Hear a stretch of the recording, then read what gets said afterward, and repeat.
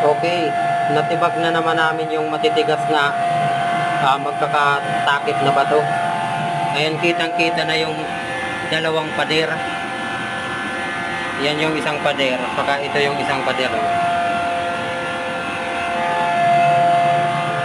Yan. Yan yung isang pader. Yan, hanggang dyan yan ang pader na yan. Mataas na yan.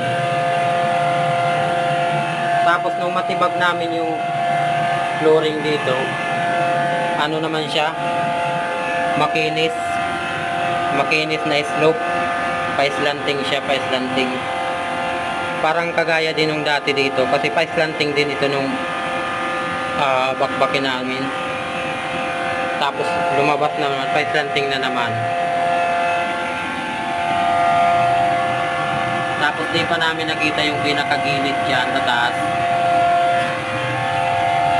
Pero di na namin titirahin niya kasi matigas na yan dyan. Ang importante, dito naman tinuturo ng sign pababa. Siguro wala yan dyan kasi yung mga slanting, yung pader, lahat siya nagtuturo pababa.